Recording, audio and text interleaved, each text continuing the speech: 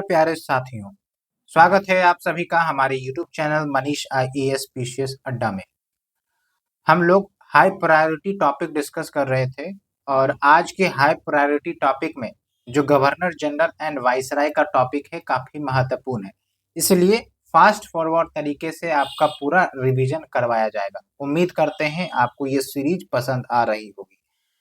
तो जिनको रिवाइज करने में ज़्यादा दिक्कतें आती हैं, आराम से वीडियो सुने, स्थिरता से सुनते रहें, चीज़ें याद होती जाएँगी, रिकॉल होती जाएँगी क्योंकि आपने ऑलरेडी पढ़ रखा है, तो ज़्यादा दिक्कत नहीं आएगा। साथ के साथ हिस्ट्री का फैक्ट्स है, तो 1-2 फैक्ट्स अगर ज़्यादा आ जाते हैं हमारे पीडीएफ से, तो आप उसे याद कर लेंगे। इससे बेनिफिट ये होगा कि अगर कोई क्वेश्चन डायरेक्टली इनडायरेक्टली आ जाता है, तो आप उसे सॉल्व कर सकते हैं, बेनिफिट तो आपका ही होगा। सो चलिए शुरुआत करते हैं।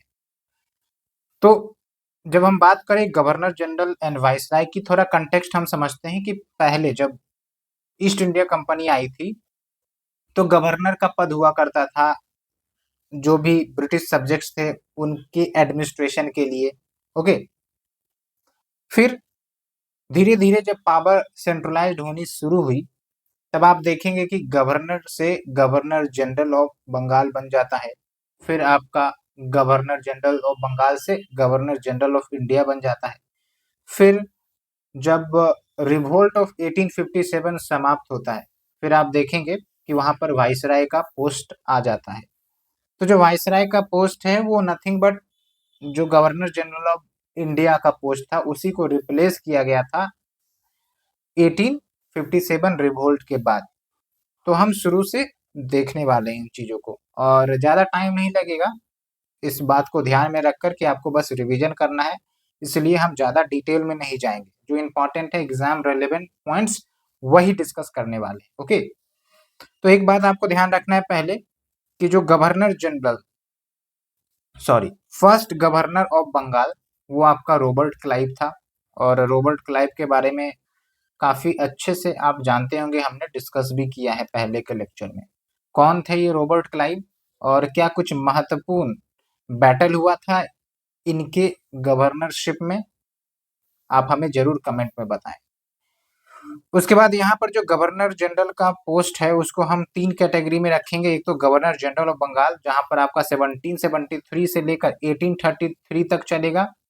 उसके बाद शिफ्ट आएगा पोस्ट के नेम में, जहाँ पर गवर्नर जनरल ऑफ बंगाल से गवर्नर जनरल ऑफ इंडिया हो जाएगा, जो कि आपका 1833 से 1858 तक चलेगा। और यहाँ पर आपका ईस्ट इंडिया कंपनी का एवोल्यूशन हो जाता है 1858 में, आफ्टर द रिवोल्ट ऑफ 1857। उसके बाद वाइसराय का पोस्ट आता है 1858 से लेकर 1947 के बीच, और ये जो वाइसराय है ये डायरेक्टली ब्रिटिश गवर्नमेंट के द्वारा अपॉइंट होते थे। तो कुछ इन फैक्ट्स को आपको ध्यान रखना है। अब चलते हैं मेन पॉइंट्स जो कि है एग्जाम रेलेवेंट। ओके, तो यहाँ पर देखिए हमने लिस्ट प्रोवाइड किया है, बस आप सुनते रहें, स्थिरता से देखते रहें, पीडीएफ को याद होती रहेंगी चीजें। और जल्दी से कमेंट में लिखिए आप yes I am going to clear this prelims for sure, क्योंकि इस बार तो वैकेंसी भी काफी ज्यादा आने वाली है।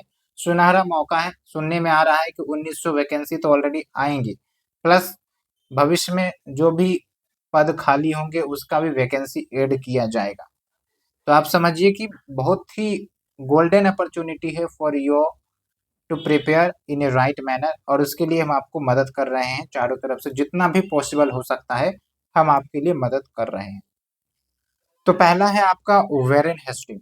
इनका टर्म आप याद रख सकते हैं, नहीं तो आप इनके पीरियड में जो डेवलपमेंट हुए वो भी आप याद रखें तो चल जाएगा। एक तो ये है कि इन्होंने रिंग फेंस पॉलिसी लेकर आया था। रिंग फेंस पॉलिसी का मतलब ये हुआ कि जैसे जो ब्रिटिश साम्राज्य आया, ठीक है, अब उसको प्रोटेक्ट करना था, तो उसको प्रोटेक्ट करने के लिए क्या था कि जो उसके आसपास के रीजन में जो दूसरे शासन कर रहे एडमिनिस्ट्रेशन थे, जैसे प्रिंसली स्टेट सब हो गया है ना, तो भाई उनसे दोस्ती कर लो, ताकि अगर कुछ भी खतरा आएगा तो हम प्रोटेक्टेड रहेंगे। क्योंकि कुछ भी खतरा आएगा तो पहले तो इस पेरिफेरी वाले रीजन में आएगा, उसके बाद खतरा हमारे पास आएगा, इसलिए अच्छे रिलेशंस बना के रखो। ये था आपका रिंग फेंस पॉलिसी कि भाई यहाँ पर अगर ब्रिटिश एडमिनिस्ट्रेशन है तो इसके पेरिफेरी में जो भी आपके किंगडम है या फिर प्रिंसली रूल्ड रीजन है या फिर कोई दूसरा देश ही क्यों ना हो, तो दोस्ती वोस्ती रखने का है। ठीक है, तो यही सब स्ट्रेटजी भी होता है। तो एक तो ये क्लियर हो गया। अब क्या है, क्या क्या इवेंट इनके समय में हुए? Regulating act 1773, Pitt's India act 1784, Rohilla war 1774, first Maratha war, ये जरूर याद रखना है, इन्हीं के समय में हुआ। और उसके बाद ट्रीटी ऑफ सालबाई देखने को मिला between Maratha and the British, okay, 1782 में। उसके बाद सेकेंड मैसूर वॉर होता है 1780 टू 1784। और यहाँ पर ध्यान रखना है कि Asiatic Society of Bengal Warren Hasting के गवर्नर जनरलशिप के दौरान स्टैब्लिश हुआ था, लेकिन स्टैब्लिश करने वाले थे विलियम जोन्स। ये अच्छे से याद रखना है। और विलियम जोन्स का क्या ऑब्जेक्टिव था एशियाटिक सोसाइटी सेटअप करने के लिए? तो बेसिकली ये था कि जो इंडियन एंशियंट हेरिटेज है या फिर एंशियंट टेक्स्ट है, उसको ग्लोरीफाई करना, उसकी स्टडी करना, उस पर रिसर्च करना। तो एक प्रकार से प्रो इंडियन थे आपके विलियम जोन्स। ओके, ये पॉइंट आपको ध्यान रखना है। उसके बाद हम आते हैं लॉर्ड कॉर्नवालिस के बारे में। तो जो लॉर्ड कॉर्नवालिस है, इसके समय काल में आप देख लीजिए थर्ड मैसूर वॉर हुआ, और थर्ड मैसूर वॉर के साथ आपका जो ट्रीटी ऑफ सेरिंगापट्टनम है वो भी हुआ। तो ये ट्रीटी अच्छे से याद रखना है, ट्रीटी ऑफ सेरिंगापट्टनम। और इस ट्रीटी में कौन कौन पार्टिसिपेंट्स थे ये आप हमें जरूर बताएं, इंपॉर्टेंट है। ओके, उसके बाद कॉर्नवालिस कोड आया। कॉर्नवालिस कोड नाम से ही पता चल रहा है लॉर्ड कॉर्नवालिस ने इंट्रोड्यूस किया है। किस लिए? एडमिनिस्ट्रेटिव एंड जुडिशियल रिफॉर्म्स के लिए, क्योंकि काफी ज्यादा करप्शन होता था एडमिनिस्ट्रेशन में, तो उन सब से निपटने के लिए कॉर्नवालिस कोड लाया गया, पुलिस रिफॉर्म्स के लिए, जुडिशियल रिफॉर्म्स के लिए। और उस समय आपको पता है कि जो गवर्नर जनरल थे वो काफी ज्यादा सुपीरियर हुआ करते थे, even more superior than the judiciary. Okay, उसके बाद permanent settlement system of Bengal introduce किया गया। Permanent settlement system, Ryotwari system, Mahalwari system, इसको हम अलग से डिटेल करेंगे, आप चिंता ना करें। बस ये आप समझिए कि लैंड रेवेन्यू का एक सिस्टम था ये, amongst other systems which was introduced by various governors. Okay, next is your Lord Wellesley. तो जो लॉर्ड वेलेस्ली है, इन्होंने सब्सिडरी अलायंस को इंट्रोड्यूस किया। सब्सिडरी अलायंस के बारे में थोड़ा सा हम आपको बताते हैं। इसमें क्या होता था कि भाई जो प्रिंसली स्टेट थे ना, उसको इनडायरेक्टली अपने कंट्रोल में ले लिया जाता था। कैसे?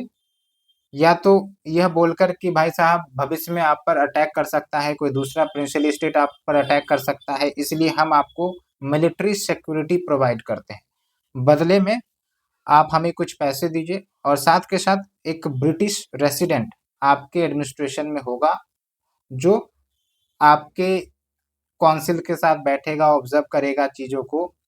और दो तीन बातें और कही गई थी कि ये भी इंश्योर किया जाए कि जो प्रिंसली स्टेट्स होंगे, जो सब्सिडरी अलायंस साइन करेंगे, तो वो ब्रिटिश अथॉरिटी के खिलाफ कोई एक्शन या युद्ध नहीं करेंगे या कोई साजिश नहीं करेंगे। ये था आपका सब्सिडरी अलायंस का कंसेप्ट।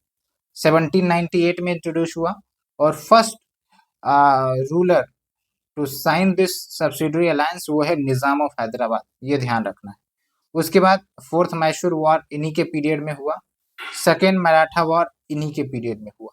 बस याद रखना है, ठीक है, सुनते रहिएगा, याद हो जाएगा बहुत बढ़िया से। उसके बाद आते हैं लॉर्ड मिंटो वन। तो लॉर्ड मिंटो वन में ट्रीटी ऑफ अमृतसर होता है, किनके साथ? रंजीत सिंह। रंजीत सिंह भी इंपॉर्टेंट रूलर रहे हैं पंजाब रीजन के, ठीक है, 1809। उसके बाद आता है लॉर्ड हेस्टिंग।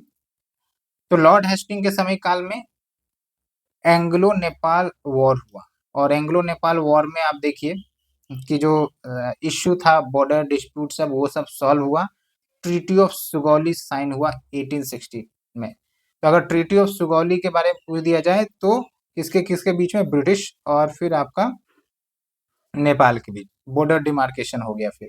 ओके, और ध्यान रखना है लॉर्ड हेस्टिंग है, वेरेन हेस्टिंग नहीं है। वेरेन हेस्टिंग तो बहुत पहले जा चुका है, अभी लॉर्ड हेस्टिंग का समय काल था।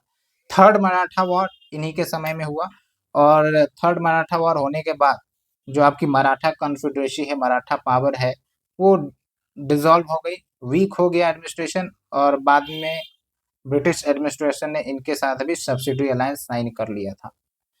इन्हीं के समय काल में रैयतवाड़ी सिस्टम लेकर आया गया 1820 में बाय थॉमस मुनरो, जो कि मद्रास के गवर्नर थे। याद रखना है, थॉमस मुनरो मद्रास के गवर्नर थे। लेकिन अगर पूछा जाए रैयतवाड़ी सिस्टम किस गवर्नर जनरल के दौरान आया था, तो लॉर्ड हेस्टिंग के दौरान आया था, ये याद रखना है। और किसने इस्टेब्लिश करवाया? Thomas Munro. कहाँ पर? साउथ इंडियन स्टेट में, यानी कि मद्रास में। ओके, इनके बारे में हम अलग से डिटेल में चर्चा करेंगे, आप चिंता ना करें। उसके बाद है लॉर्ड एमरेस्ट। लॉर्ड एमरेस्ट में आप देखिए फर्स्ट बर्मीज वॉर होता है।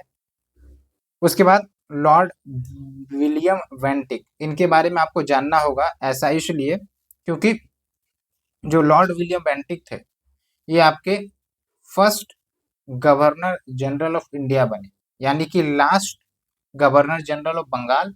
और गवर्नर जनरल ऑफ बंगाल का पद चेंज हुआ गवर्नर जनरल ऑफ इंडिया में। तो दोनों क्वेश्चन आ सकता है, last governor general of Bengal Lord William Bentinck, और first governor general of India Lord Bentinck. और इनके समय में कुछ अच्छे अच्छे कार्य भी हुए, जैसे सती सिस्टम को हटाया गया। कब हटाया गया? 1829 में। अब आप हमें बताइए कि सती सिस्टम को हटाने के पीछे कौन से सोशल रिफॉर्मर का नाम लिया जाता है, ये आप जरूर हमें बताएं। ठीक है। उसके बाद है आपका सप्रेशन ऑफ ठगी। जो ठगी होते थे, मतलब जो लूटपाट करते थे, काफी ज्यादा ब्रिटिश को परेशान कर रखे थे, तो उसको सप्रेश किया गया in this governor general period. Okay. उसके बाद है लॉर्ड मेटाकाल्फ। तो लॉर्ड मेटाकाल्फ को प्रेस लिबरेटर कहते हैं। काफी शॉर्ट पीरियड के लिए ये गवर्नर जनरलशिप पर रहे, लगभग 1 साल के लिए। ठीक है, 1835 से लेकर 36 के बीच ही रहे थे। लेकिन इन्होंने आते के साथ प्रेस जो है आपका मीडिया सेक्शन को लिबरलाइज कर दिया, और मतलब बहुत सारे रेस्ट्रिक्शंस लगे हुए थे, वो रेस्ट्रिक्शंस हटा दिए गए। उसके बाद लॉर्ड ऑकलैंड। लॉर्ड ऑकलैंड के में आपको एक बात याद रखनी है, first Afghan war Lord Auckland से समय में हुआ। ऑकलैंड और अफगानिस्तान ये एक करके याद रख सकते हैं, तभी चीजें याद हो जाएंगी। उसके बाद आता है आपका लॉर्ड हार्डिंगे वन। ठीक है। अब इसमें क्या है, आपको ध्यान रखना है कि कुछ कुछ ऐसे गवर्नर जनरल है जिनके पीरियड में उतना महत्वपूर्ण कार्य नहीं हुआ, जो एग्जाम के लिए उतना रेलिवेंट नहीं है, इसलिए हमने उसको छोड़ भी दिया है, ताकि आपको रिवीजन करने में ज्यादा मुश्किल ना है। ओके, तो आप चिंता ना करें कि कुछ कुछ हटा हुआ है, इसलिए हटाए हैं क्योंकि वो एक इम्पोर्टेंट है ही नहीं। जो इम्पोर्टेंट है वो पूछेगा बीपीएससी, है ना। तो लॉर्ड हार्डिंगे वन के समय में फर्स्ट एंग्लो सिख वॉर होता है, ये ध्यान रखना है। और उसके बाद जो ट्रीटी ऑफ लाहौर हुआ 1846 में, because of first Anglo Sikh war, वो आपका समाप्त होता है। सोशल रिफॉर्म्स इस दौरान अच्छे खासे हुए, जैसे फीमेल इन्फेंटिसाइड, है ना, महिला भ्रूण हत्या, जो काफी बड़ा सोशल इविल था, उसको इलीगल करार दिया। उसके बाद आते हैं हम लॉर्ड डलहौजी के समय काल में। तो लॉर्ड डलहौजी के समय काल में काफी बड़े बड़े डेवलपमेंट्स हुए थे। और ये जो लॉर्ड डलहौजी थे, आप ध्यान दीजिएगा, जो रिवोल्ट ऑफ 1857 हुआ, उससे जस्ट पहले जो शासन कर रहे थे वो थे आपके लॉर्ड डलहौजी। लेकिन रिवोल्ट ऑफ 1857 के दौरान Lord Dalhousie governor general of India नहीं थे, लॉर्ड कैनिंग था, जो हम आगे देखेंगे। इसलिए कभी कभी आपको कंफ्यूज करने के लिए पूछा जा सकता है कि भाई रिवोल्ट ऑफ 1857 के दौरान जो आपके गवर्नर जनरल ऑफ इंडिया थे वो कौन थे? तो लॉर्ड डलहौजी नहीं, लॉर्ड कैनिंग हम देखेंगे। ओके, तो इनके पीरियड्स काल में क्या हुआ? सेकेंड एंग्लो सिख वॉर हुआ। उसके बाद जो लोअर बर्मा है, जिसको म्यांमार कहते हैं, इसको भी कब्जा किया गया। डॉक्ट्रिन ऑफ लैप्स, डलहौजी से डॉक्ट्रिन याद रखना है आपको, डॉक्ट्रिन ऑफ लैप्स आपका हुआ। इसमें क्या है कि भाई जो प्रॉपर्टी है प्रिंसली स्टेट्स की, ठीक है, अगर एडॉप्टेड चाइल्ड है तो फिर जो पब्लिक प्रॉपर्टी है वो उनको ट्रांसफर नहीं होगी, उस एडॉप्टेड चाइल्ड को ट्रांसफर नहीं होगी। वो किसके पास चली जाएगी? ब्रिटिश के पास चली जाएगी, ब्रिटिश एडमिनिस्ट्रेशन के पास चली जाएगी, जिसके कारण बहुत सारे प्रिंसली रूलर्स ने विरोध भी किया था। One of them was Rani Lakshmibai, you know already. है ना? तो ये ध्यान रखना है, डॉक्ट्रिन ऑफ लैप्स। उसके बाद ये देखिए आप, डॉक्ट्रिन ऑफ लैप्स के अंतर्गत ही नवाब वाजिद अली शाह, जो कि अवध अ, को गवर्न करते थे, अवध को रूल करते थे, इनको ओवरथ्रोन कर दिया गया मिस गवर्नेंस के नाम पर। ठीक है, तो मिस गवर्नेंस के नाम पर भी आपका शासन को विद्रोह किया जाता था और अवध को कब्जा कर लिया गया। फिर इनके समय काल में वुड डिस्पैच आता है 1854, जो कि एजुकेशनल रिफॉर्म्स रिलेटेड प्रोविजंस करता है, इसके बारे में भी हम देखेंगे। साथ के साथ first railway line Lord Dalhousie के समय काल में ही आया, कनेक्टिंग बॉम्बे एंड थाने इन 1853। उसके बाद पब्लिक वर्क डिपार्टमेंट ये स्टेब्लिश हुआ इन्हीं के पीरियड में। टेलीग्राफ भी इंट्रोड्यूस हुआ इन्हीं के पीरियड में, तो आपको ये ध्यान रखना है। ओके, उसके बाद है लॉर्ड कैनिंग। तो जो लॉर्ड कैनिंग है, इनके समय में व्हाइट म्यूटिनी हुआ। इनके समय में व्हाइट म्यूटिनी तो हुआ, लेकिन आपको मोस्ट इंपॉर्टेंट थिंग है रिवोल्ट ऑफ 1857 हुआ। अब ये व्हाइट म्यूटिनी क्या था? तो बेसिकली जब रिवोल्ट ऑफ 1857 हुआ तो काफी ज्यादा एक प्रकार से ब्रिटिश का जो साम्राज्य वो तो हिल गया कि भाई इतना डरावना दृश्य कैसे दिख सकता है, जब इंडियंस जो है ब्रिटिश अथॉरिटी के आमने सामने आ गए, है ना? तो व्हाइट म्यूटिनी में क्या था कि जो यूरोपियन फोर्सेस थे, यूरोपियन आर्मी थे, है ना, इनको कम किया जा रहा था, इनको हटाया जा रहा था ब्रिटिश एडमिनिस्ट्रेशन की तरफ से।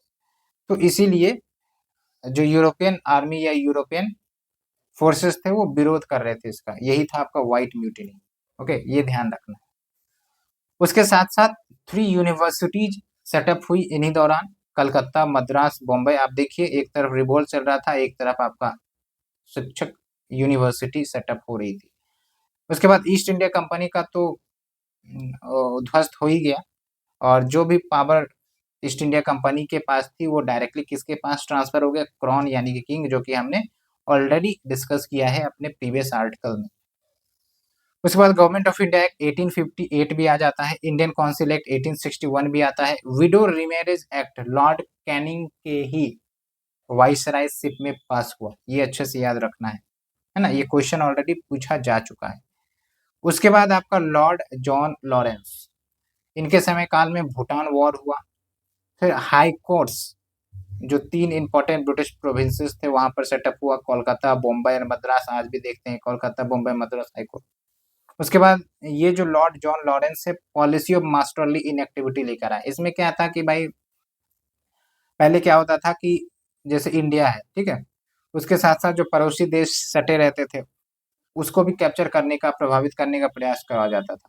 लॉर्ड जॉन लॉरेंस ने बोला कि नहीं भाई साहब, रहने दो, वो अपना खुश हम अपना खुश। तो मास्टरली इनएक्टिविटी मतलब ज्यादा इंटरफेयर नहीं करेंगे किसी दूसरे कंट्री के एडमिनिस्ट्रेशन में, उनको प्रभाव नहीं करेंगे।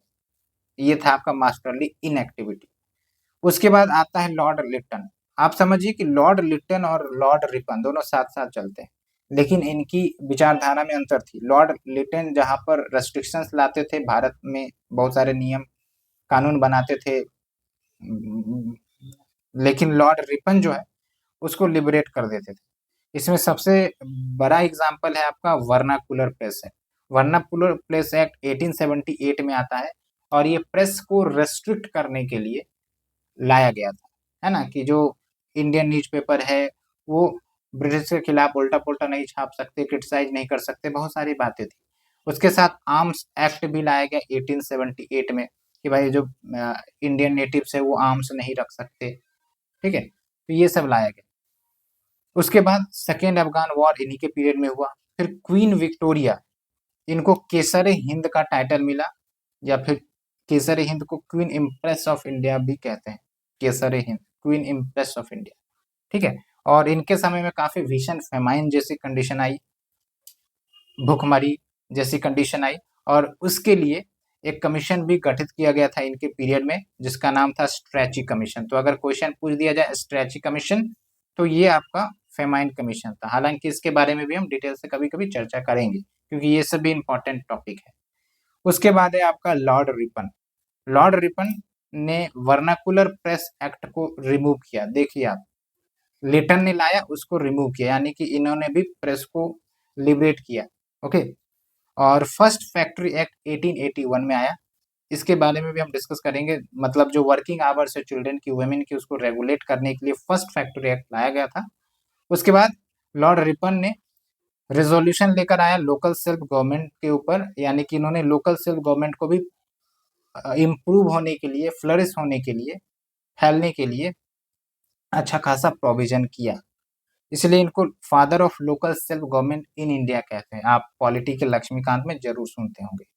उसके बाद आता है Ilbert bill controversy. Ilbert bill controversy क्या था? इसके अंतर्गत जैसे कोई यूरोपियन सिटीजन है या यूरोपियन नागरिक है, ठीक है, अब उसके केस को सुनना है भारत में, तो भाई यूरोपियन जज चाहिए था, है ना, इंडियन जज उसे नहीं सुन सकते थे। तो भाई साहब ये तो डिस्क्रिमिनेशन हो गया। तो लॉर्ड रिपन ने ये डिस्क्रिमिनेशन हटाने का कोशिश किया था, लेकिन जो अदर यूरोपियन कम्युनिटीज है ना, उन्होंने इसका पुरजोर विरोध किया, जिसके कारण लॉर्ड रिपन को इस बिल को वापस लेना पड़ा, है ना। तो ये था आपका इल्बर्ट बिल कंट्रोवर्सी। उसके बाद हंटर कमीशन ऑन एजुकेशन 1882 में सेटअप किया गया, और ये बेसिकली यूनिवर्सिटी एजुकेशन में कैसे रिफॉर्म किया जाए, क्या प्रॉब्लम है, उसके लिए हंटर कमीशन लाया गया। और इसके बारे में आप मेंस में भी पढ़ते हैं, बीपीएससी के मेंस एग्जामिनेशन होता है, एक इम्पॉर्टेंट टॉपिक है एजुकेशन वाला, ठीक है, एजुकेशन ड्यूरिंग ब्रिटिश रूल, तो आप वहां पर भी पढ़ते हैं। उसके बाद है लॉर्ड मायो। तो लॉर्ड मायो मतलब, लॉर्ड मायो तो पहले ही आ गया था 1869 से 1872 के बीच, तो ये थोड़ा सा ऊपर नीचे हो गया, तो आप एडजस्ट कर लीजिएगा, मैंने डेट तो ऑलरेडी इंक्लूड किया है। तो लॉर्ड मायो के बारे में दो तीन इंपॉर्टेंट पॉइंट कि स्टैटिस्टिकल सर्वे ऑफ इंडिया, जो स्टैटिक्स रिलेटेड फंक्शंस करते हैं, डाटा कलेक्ट करते हैं, इकोनॉमिक्स मॉनिटर करते हैं, तो स्टैटिस्टिकल सर्वे ऑफ इंडिया जो है लॉर्ड मायो के समय काल में, और स्टेट रेलवे सेटअप किया गया, मतलब स्टेट रेलवे यानी कि स्टेट में आपका रेलवेज इंट्रोड्यूस करने का प्रयास किया गया। उसके बाद लॉर्ड डफरी, ठीक है, इनका सबसे इम्पोर्टेंट चीज ये है कि इंडियन नेशनल कांग्रेस जो 1885 में सेटअप हुआ था, वो इन्हीं के वाइसरायशिप में सेटअप हुआ था, ठीक है। हालांकि first session of the Indian national Congress उसको कौन प्रिसाइड किया था, ये आप हमें बताइए। क्या वो उमेश चंद्र बनर्जी थे, डब्ल्यू सी बनर्जी, या फिर गोपाल कृष्ण गोखले थे, या फिर बाल गंगाधर तिलक थे, या फिर लाला लाजपत राय थे, कौन थे? लॉर्ड डफरिन के समय में थर्ड बर्मीज वॉर होता है, ये आप याद रख सकते हैं। फिर आता है आपका लॉर्ड लैंसडॉन। लॉर्ड लैंसडॉन के समय में फैक्ट्री एक्ट 1891 आता है। फिर इंडियन काउंसिल एक्ट 1892 आता है। फिर द्यूरंद कमीशन वो सेटअप होता है to mark the boundary between Afghanistan and that time India, क्योंकि उस समय आपको पता होगा कि अफगानिस्तान और जो पाकिस्तान का पार्ट है वो भी इंडिया का पार्ट था, तो अफगानिस्तान और इंडिया का जो बाउंड्री था वो आज इंडिया और मतलब अफगानिस्तान और पाकिस्तान का बाउंड्री, तो यही तो आपका दुरंद कमीशन है, ठीक है। ये सेटअप किया गया to demarcate the boundary between Afghanistan and that time the united India, okay, 1893 में। उसके बाद है आपका लॉर्ड कर्जन। तो लॉर्ड कर्जन के समय में काफी ज्यादा टाइटर रिफॉर्म्स हुए थे, जैसे पुलिस कमीशन स्टेब्लिश किया गया 1902 में, ताकि पुलिस रिफॉर्म्स किए जाए। यूनिवर्सिटी कमीशन अपॉइंट किया गया 1902 में। फिर इंडियन यूनिवर्सिटीज एक्ट 1904 में। फिर बंगाल का पार्टीशन इन्हीं के समय काल में होता है। लॉर्ड कर्जन ही तो है ना बंगाल के पार्टीशन में कंट्रीब्यूट करने वाले, ठीक है, तो ये ध्यान रखना है। और इन्हीं के समय में ऑफिशियल सीक्रेट्स एक्ट आया था। उसके बाद department of commerce and industry इन्हीं के समय काल में सेटअप हुआ था। मैकडोनल्ड कमीशन जो कि फेमाइन से रिलेटेड कमीशन था, वो भी इनके समय काल में सेटअप हुआ। आप हमें बताइए रिकॉल करके, स्ट्रेची कमीशन जो कि फेमाइन के ऊपर ही था, इनके समय काल में सेटअप हुआ था। उसके बाद है आपका लॉर्ड मिंटो टू। अब टू से आप याद रखिएगा कि भाई जो सूरत स्प्लिट हुआ कांग्रेस का, मॉडरेट और एक्सट्रीमिस्ट के बीच में डिमार्केशन हो गया था उस समय, तो जो वाइसरायशिप था लॉर्ड मिंटो टू का ही था। टू से आप याद रख सकते हैं, दो मतलब डिवीजन। और स्वदेशी मूवमेंट इन्हीं के समय में चला था बंगाल में, उसके बाद बंगाल से आसपास के इलाके में भी फैला। और इंडियन नेशनल कांग्रेस ने सेशन भी किया था, रेजोल्यूशन भी पास किया था, जो हम इंडियन नेशनल कांग्रेस के चैप्टर में देखेंगे। उसके बाद मुस्लिम लीग का एस्टेब्लिशमेंट लॉर्ड मिंटो टू के समय काल में हुआ। किसने एस्टेब्लिश किया था, आप हमें बताइए। 2-3 नाम है, फेमस नाम है, ठीक है। एक तो आगा एक तो आगा खान कैसे करके कुछ है, ओके। उसके बाद मॉर्ले मिंटो रिफॉर्म्स, जिन्होंने सेपरेट इलेक्टोरेट लेकर आया, तो वो भी आप देखिए इन्हीं से समय काल में। तो वीडियो पसंद आ रही है मित्रों तो जल्दी जल्दी लाइक करिए, रुकने का नाम नहीं है। कमेंट करिए, आपको जिस भी प्रकार से कोई अगर परेशानी या दिक्कत है आप कमेंट कर सकते हैं। और सब्सक्राइब करना तो बिल्कुल ना भूलिए। अगर आप यहाँ तक पहुँच गए हैं मतलब आप इंटरेस्टेड हैं और आप एग्जाम निकालेंगे, okay. That is the dedication of yourself I am observing, so definitely you are going to clear this examination for sure. उसके बाद है लॉर्ड हार्डिंगे टू। इसमें क्या है कि पार्टीशन जो कर्जन के समय में हुआ था, पार्टीशन को नष्ट किया गया और 1911 में, ठीक है। तो ये अच्छे से पॉइंट याद रखना है, Lord Hardinge two, annulment of partition of Bengal, यानी कि जो पार्टीशन हो गया था उसको नष्ट किया गया, ओके। और उसके बाद दूसरा काम ये हुआ कि जो कैपिटल है कलकत्ता से दिल्ली ट्रांसफर किया गया, तो transfer of capital from Calcutta to Delhi 1911। उसके बाद हिंदू महासभा 1915 में सेटअप होता है बाय मदन मोहन मालवीय। और जो किंग जॉर्ज 5 है ब्रिटेन का, उसका कोरोनेशन या फिर दरबार सेरेमनी दिल्ली में होता है, ये भी इम्पोर्टेंट है। अब आते हैं लॉर्ड चेम्सफोर्ड के बारे में जानते हैं। अब यहाँ आप एक ट्रिक समझिए कि ये जो आप देख रहे हैं यहाँ से, कर्जन से आपको याद रखना है, क्योंकि पीरियड अगर आप याद रख सकते हैं तो ये सब इवेंट अगर आपको याद रहेगा तो रिकॉल कर सकते हैं कि किसके पीरियड काल में हुआ था। और लगभग लगभग 5 साल का ही डिफरेंस है सबका, एक दो को छोड़कर। जैसे लॉर्ड कर्जन 1899 से 1905, फिर देखिए 1905 से 1910, फिर हार्डिंगे देखिए 1910 से 16, फिर चेम्सफोर्ड आता है 16 से 21। तो ऐसे करके आप क्रोनोलॉजी याद रखेंगे और बाकी सब के इवेंट्स के तो डेट आपको याद ही रहते होंगे कि भाई लखनऊ पैक्ट कब हुआ, चंपारण सत्याग्रह कब हुआ, ठीक है। तो आराम से आपका काम हो जाएगा, बस इनके डेट याद रखिए, बाकी घटना के जो डेट है वो आपको याद ही रहते हैं, मेरे ख्याल से तो याद ही होंगे क्योंकि एग्जाम में पूछा ही जाता है ना। तो लॉर्ड चेम्सफोर्ड पर चलते हैं। तो लखनऊ पैक्ट 1916 में, और लखनऊ पैक्ट होने का ऑब्जेक्टिव क्या था कि जो इंडियन नेशनल कांग्रेस है उसने मुस्लिम लीग के डिमांड को एक्सेप्ट किया था, सेपरेट इलेक्टोरेट वाला।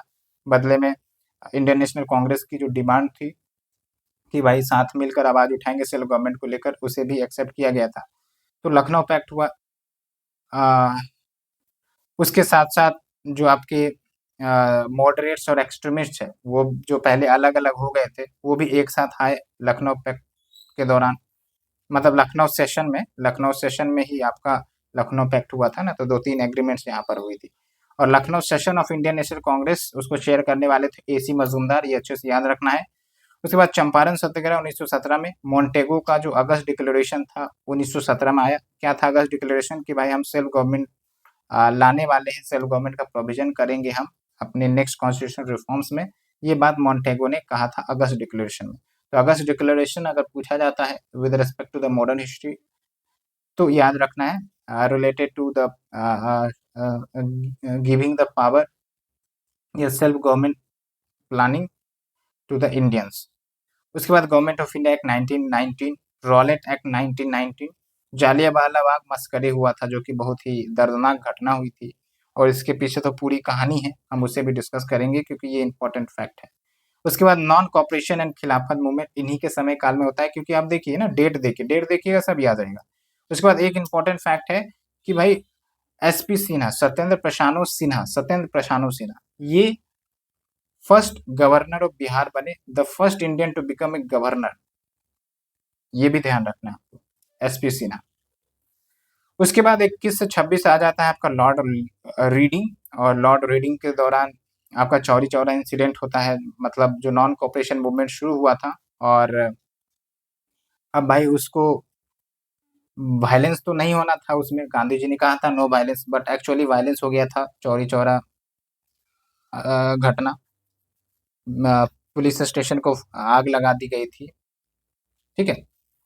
तो ये घटना होने के बाद NCM को, नॉन कॉपरेशन मूवमेंट को विथड्रॉ भी कर लिया गया था 5 फरवरी 1922 को ये चौरी चौरा की घटना हुई थी और उसके बाद नॉन कॉर्पोरेशन मूवमेंट को विद्रॉ कर लिया। स्वराज पार्टी का एस्टेब्लिशमेंट 1922 में होता है, किसके द्वारा? CR दास के द्वारा, है ना, चित्तरंजन दास, मोतीलाल नेहरू, ये सब आपके स्वराज पार्टी में थे, ताकि जो आपके लेजिस्लेटिव असेंबली है उसमें पार्टिसिपेट कर सके और इंडियंस की आवाज उठा सके, इंडियन के इंटरेस्ट को उठा सके। उसके बाद काकोरी ट्रेन रॉबरी 1925 में कौन कौन शामिल थे इस रॉबरी में? आप हमें नाम बताइए, काफी इंपॉर्टेंट है ये। उसके बाद आप देखिए रॉलेट एक्ट, इसके समय काल में एबलिश किया गया, रीडिंग के समय में। इंट्रोड्यूस तो आपका जो चेम्सफोर्ड है ना उसके समय में हुआ था, लेकिन रिमूव हुआ आपका लॉर्ड रीडिंग के समय में। तो रीडिंग से रॉलेट याद रखना है और खत्म हो गया।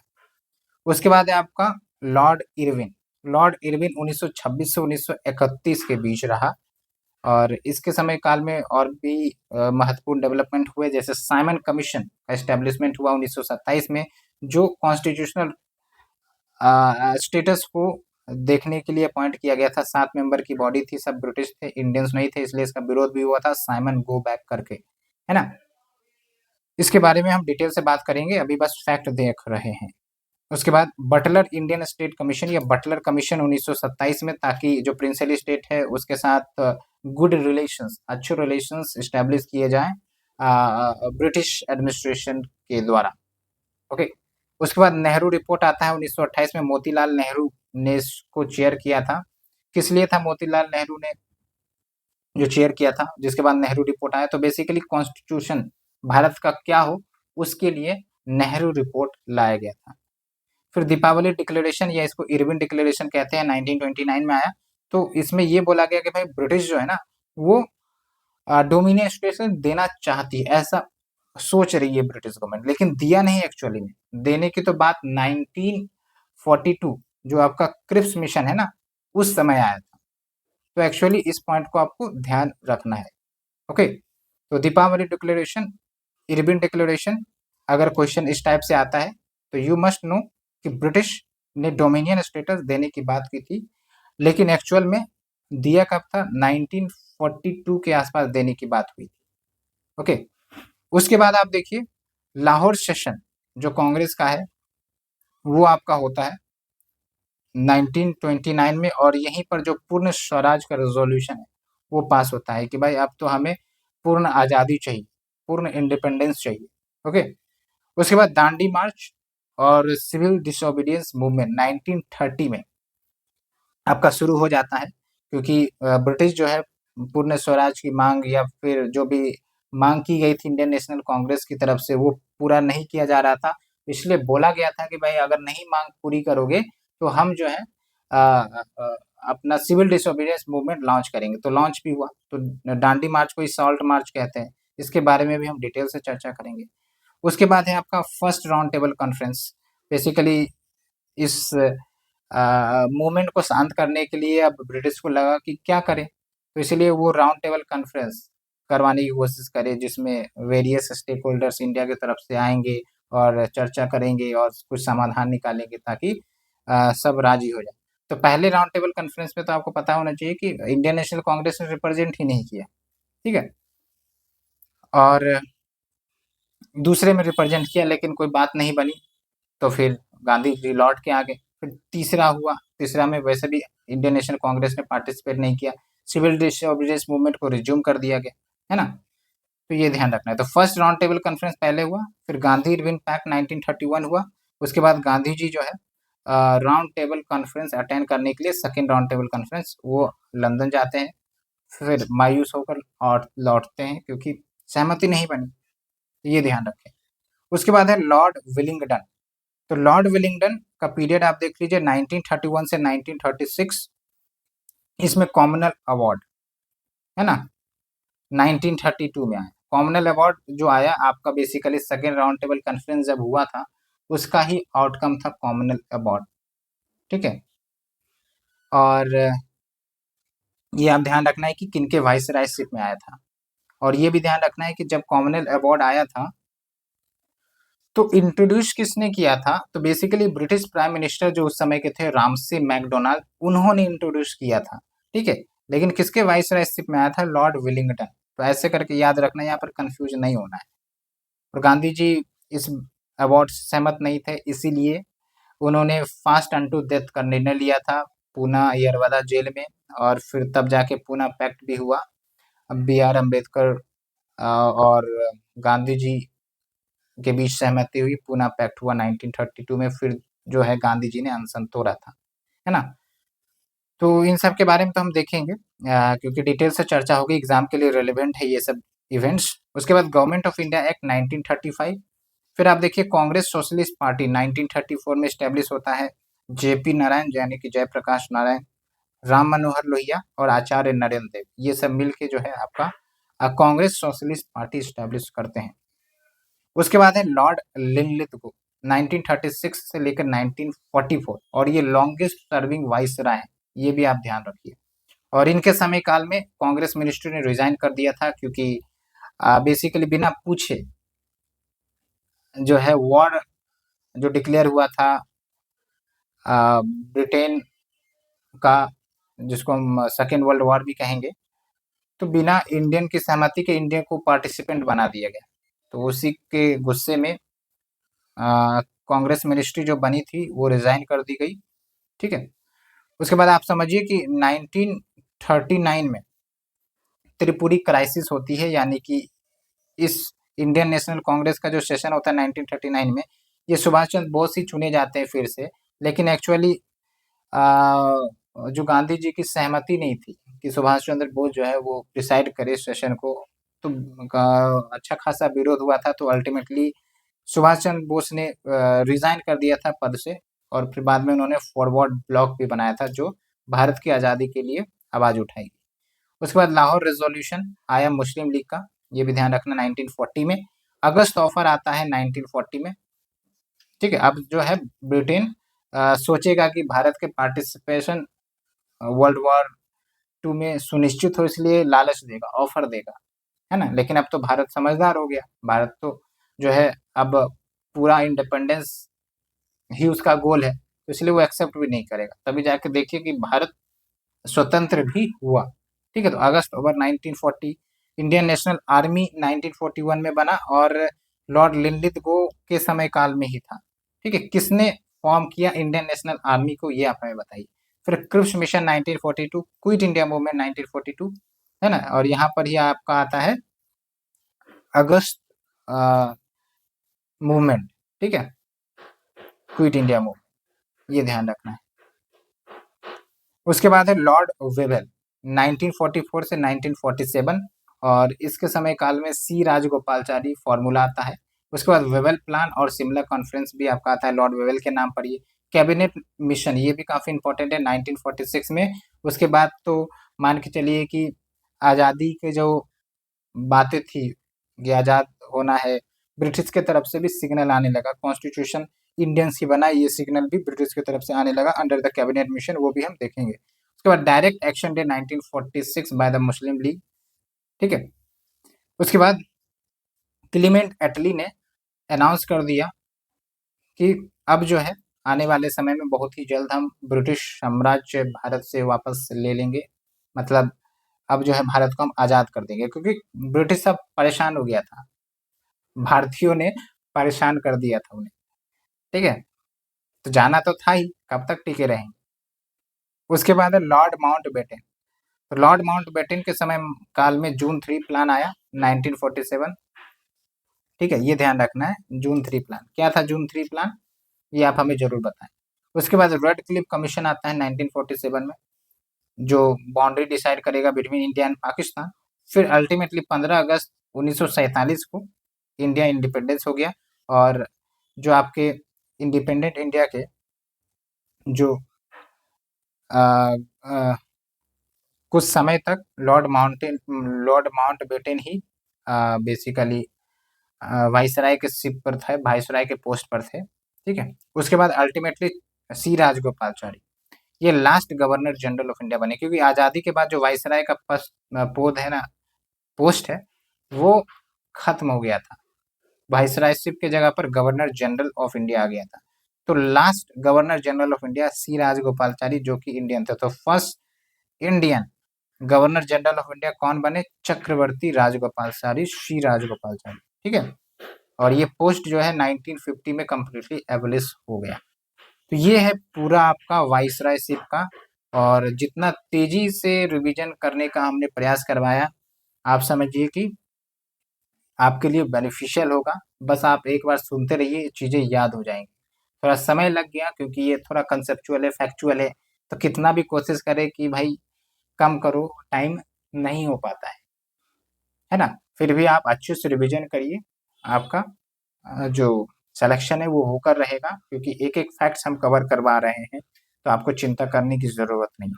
पीडीएफ चाहिए तो ज़रूर टेलीग्राम चैनल से आप जुड़िए, और just revise, now you have less time, तो इस कम टाइम में आप रिवीजन ज़्यादा से ज़्यादा करें। Thank you friends, thank you very much.